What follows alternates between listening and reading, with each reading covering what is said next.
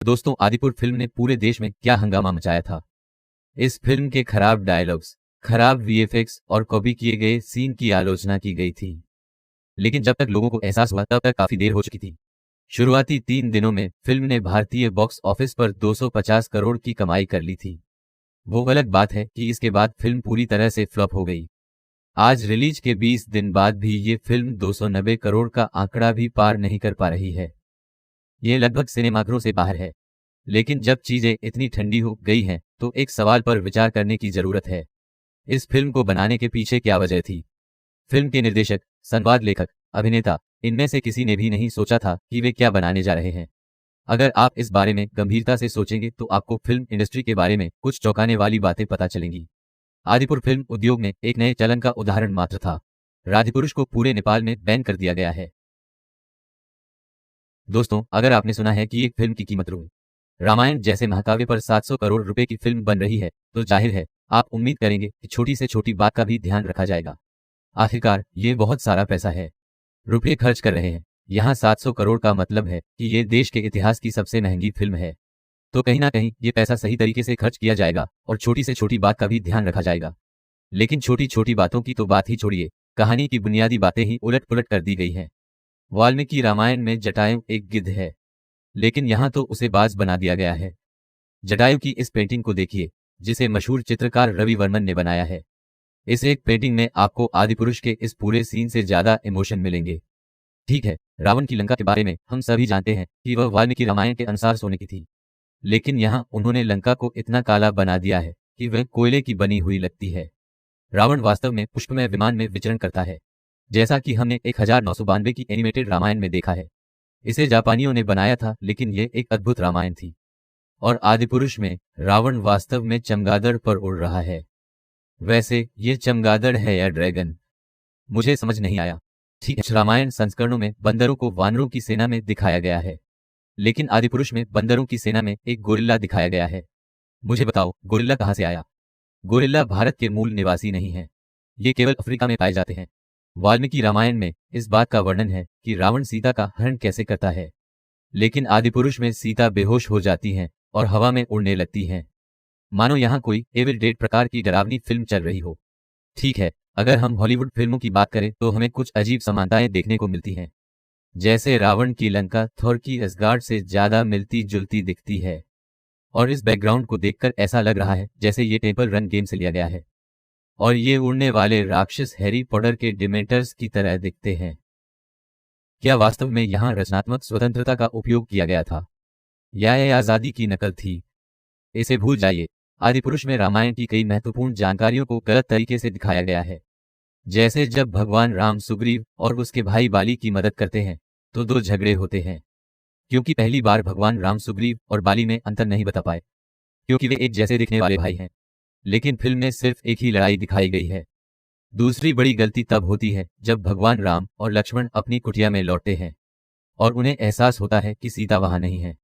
फिर राम विलाप का करुण दृश्य यहाँ आता है। वे सीता की खोज में निकलते हैं और फिर उन्हें जटायु मिलता है। जटायु ने उन्हें बताया कि रावण ने सीता का अपहरण कर लिया है। लेकिन इस फिल्म में क्या दिखाया गया है कि राम और लक्ष्मण रावण को सीता को ले जाते हुए देख रहे हैं। ऐसी गलतियां देखने के बाद हमें एहसास होता है कि यहाँ रचनात्मक स्वतंत्रता की कोई बात नहीं है। मूलतः जिन लोगों ने यह फिल्म बनाई वे आलसी थे। वे ज्यादा विस्तार में न जाकर काम को जल्दी खत्म करना चाहते थे। रामायण और रामचरितमानस सिर्फ हमारे धार्मिक ग्रंथ नहीं हैं, लेकिन वे साहित्यिक उत्कृष्टता के भी अच्छे उदाहरण हैं। जिस प्रकार इन्हें लयबद्ध काव्य में लिखा गया है, इसी कारण हम इन्हें महाकाव्य कहते हैं। लेकिन आदिपुरुष में यह साहित्यिक तत्व क्या है? क्या यह तुम्हारी मौसी का बगीचा है जो यहाँ घूमने आए हो, या फिर जल्दी जैसे संवाद रामायण में कहाँ फिट बैठते हैं?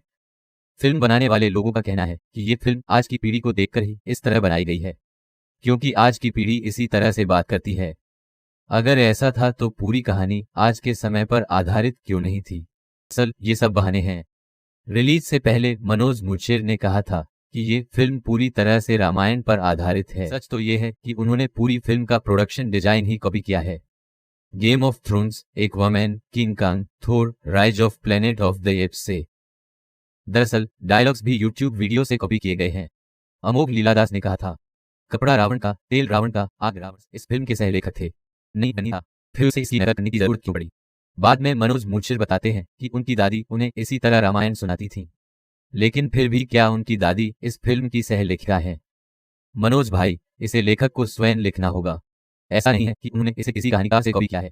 ऐसा नहीं है कि उन्होंने हिंदी से रॉबर्ट लेवरी की कविता कॉल मी की नकल की है। शायर शकील अजमी ने लिखा, मरकर मिट्टी में मिल जाऊंगा, मिट्टी बन जाऊंगा, फिर खिल जाऊंगा, शाख पर बस जाऊंगा। मनोज ने लिखा, मिट्टी में तुम मिलोगे, फूल बनकर खिलोगे। सच तो यह है कि ये फिल्म धार्मिक भावनाओं का शोषण करने के लिए बनाई गई थी।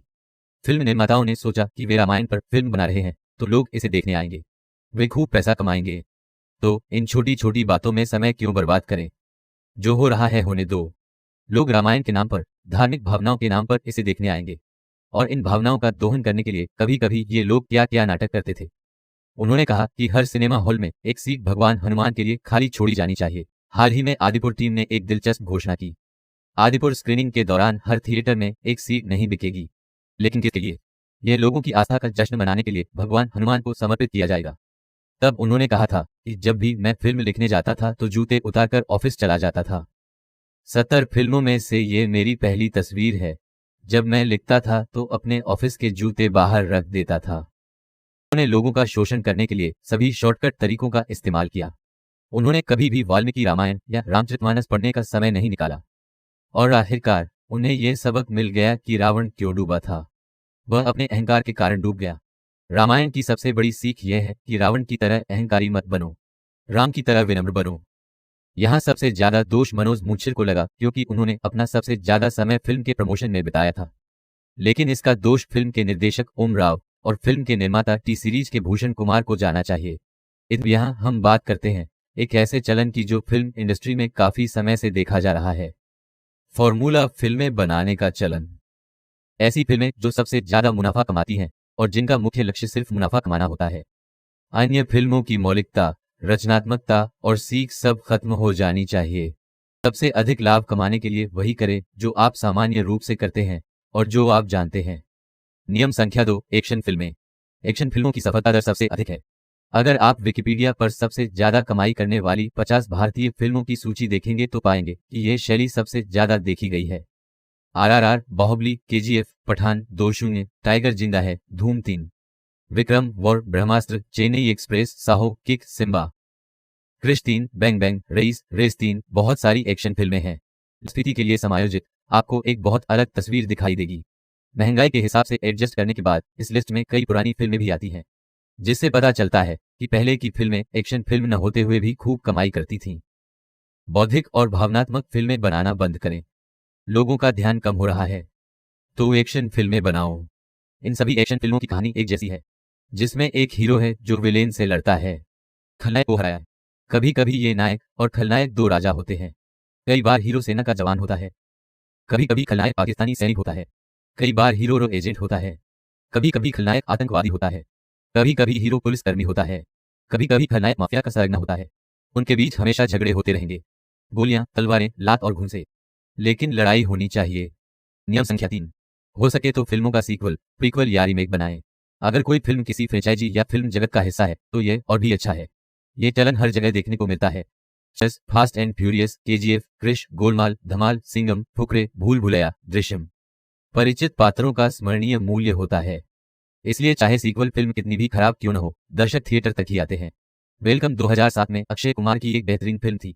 इस फिल्म के मीम्स आज भी सोशल मीडिया पर देखे जा सकते हैं, लेकिन पैसा छापने के लिए इस फिल्म का सीक्वल वेलकम बैक बनाया गया। आप में से कितने लोग उस सीक्वल के बारे में जानते हैं? वैसे ही धमाल भी वैसा ही है। धमाल के 2 सीक्वल बनाए गए, गोलमाल के सीक्वल बन रहे हैं। पहली फिल्म ने पैसा कमाया, इसलिए सीक्वल से पैसा कमाने की लगभग गारंटी है। ऐसे बहुत कम फिल्म निर्माता हैं जो इन चीजों का विरोध कर सकते हैं। अनुराग कश्यप की तरह। एक बार इंटरव्यू में उनसे पूछा गया था कि क्या वह गैंग्स ऑफ वासेपुर का तीसरा पार्ट बनाएंगे। उन्होंने पूरी तरह से मना कर दिया। गैंग्स ऑफ वासेपुर के 2 भाग बनाए गए क्योंकि कहानी इतनी लंबी थी। वे शुरू से ही एक साथ बने थे। अनुराग कश्यप ने कहा कि वह उस फिल्म की सफलता का फायदा उठाने के बजाय नई फिल्में बनाना चाहते थे। एक फिल्म अर्जुन रेड्डी की रीमेक कबीर सिंह, तेलुगु फिल्म मर्यादा रमन्ना की remake Son of Sardaar, Marathi film Sairat hit रही तो हिंदी फिल्म इंडस्ट्री ने इसका रीमेक बनाया। मूल मलयालम फिल्म दृश्यम हिट थी, इसलिए इसे हिंदी में बनाया गया। मलयालम फिल्म रामजी राव स्पीकिंग हिंदी में हिट रही। देवदास जैसी फिल्म का 16 बार रीमेक बनाया जा चुका है। नियम नन 5, हो सके तो पुराने गानों का रीमेक बनाकर फिल्म में शामिल करें। लोगों के पास वह रिकॉल वैल्यू फिर से है, लोग नए गाने जरूर देखेंगे। फिर से सभी एफएम चैनल, डीजे फ्लोर और इंस्टा रील्स चलाएं। नियम नन 6, यदि संभव हो तो सुपरस्टार्स को अपनी मुख्य भूमिका में लें। वैसे तो सेलिब्रिटी पूजा की संस्कृति पूरी दुनिया में देखी जाती है, लेकिन भारत में ये अगले स्तर पर पहुंच जाती है। लोगों को हमेशा लगता है कि हमारे पसंदीदा अभिनेता को उसकी first day first show film देखनी चाहिए। लोगों को आई करने वाली 50 फिल्मों की लिस्ट देखें तो सिर्फ 4 फिल्में ऐसी हैं जिनमें कोई सुपरस्टार नहीं है। हिंदी मीडियम, कश्मीर फाइल्स, उरी और कंतारा। नियम नन 7, यदि संभव हो तो जाने माने चेहरों को साइड रोल में लें। नियम संख्या 8, फिल्म के सेट डिजाइन और दृश्यों पर रचनात्मक और मौलिक तरीके से सोचने की क्या जरूरत है। हो सके तो इन्हें हॉलीवुड फिल्मों से कॉपी करें। इसके कई उदाहरण आपको मिल जाएंगे। शाहरुख खान की नई फिल्म पठान की तरह इस फिल्म के भी कई सीन कॉपी किए जाने की खबर आई थी। Avengers, Furious 7, Captain America, Iron Man 2, Dark Knight, Mission Impossible 3, No Time To Die, Uncharted 2 आदि। आदिपुरुष मही को देखो, पहला उदाहरण मैंने तुम्हें दिया था। नियम संख्या 9, लोगों की गलत मानसिकता पर कभी सवाल न उठाएं, नहीं इसकी आलोचना करें। इसके बजाय जनता को खुश करने का प्रयास करें। अगर हमारा समाज महिलाओं को एक वस्तु के रूप में देखता है तो आपको फिल्मों में भी वही चीजें दिखानी होंगी। उनसे सवाल मत करो, चाहे वह हनी सिंह और बादशाह के सस्ते स्त्री द्वेषी गाने हों या मुन्नी बदनाम जैसी फिल्मों के आइटम सॉन्ग हों। शीला की जवानी, फेविकोल। अगर आप समाज में बहुत ज्यादा स्टॉकिंग देखते हैं तो इसे फिल्मों में सामान्य कर दीजिए, यहां तक कि इसे रोमांटिक भी बनाएं। रंजना और तेरे नाम जैसी फिल्में। यदि आपसे इन चीजों के बारे में पूछा जाए तो उन्हें बताएं कि ये एक फिल्म है और फिल्मों को मनोरंजन के रूप में देखें। फिल्मों का समाज पर कोई प्रभाव नहीं पड़ता। चीज को जीवन से बड़ा बनाएं और बेहतरीन मार्केटिंग करें। फिल्म चलाएं, सभी अखबारों में लेख प्रकाशित करें। कपिल शर्मा शो में जाएं, रेडियो शो में जाएं, यह आपको हर जगह देखने को मिलेगा। फिल्म रिलीज होने के बाद यह प्रकाशित करते रहें कि फिल्म ने कितनी कमाई की है, फिल्म बॉक्स ऑफिस पर कितनी बड़ी हिट है। अगर इसके बारे में इतनी बातचीत होगी तो लोगों के मन में फोमो होगा, गुम हो जाने का भय। लोगों को भी आश्चर्य होगा कि यहाँ क्या हो रहा है, इसकी खूब चर्चा हो रही है, मैं भी जाकर देखूं कि लोग इसके बारे में इतनी क्या बातें कर रहे हैं। अब तुम्बाड़ जैसी फिल्म को ही लीजिए,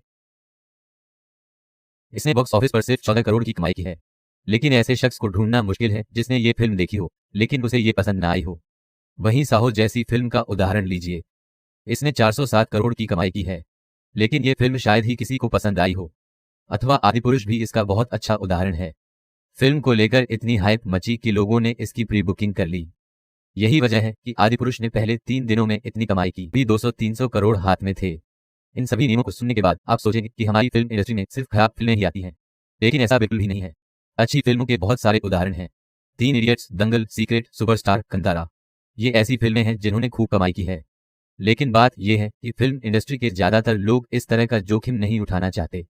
इन फिल्मों में बहुत जोखिम होता है, इसलिए फिल्म बनाने के अपने फॉर्मूले पर कायम रहें, वहां से गारंटीशुदा मुनाफा मिलेगा।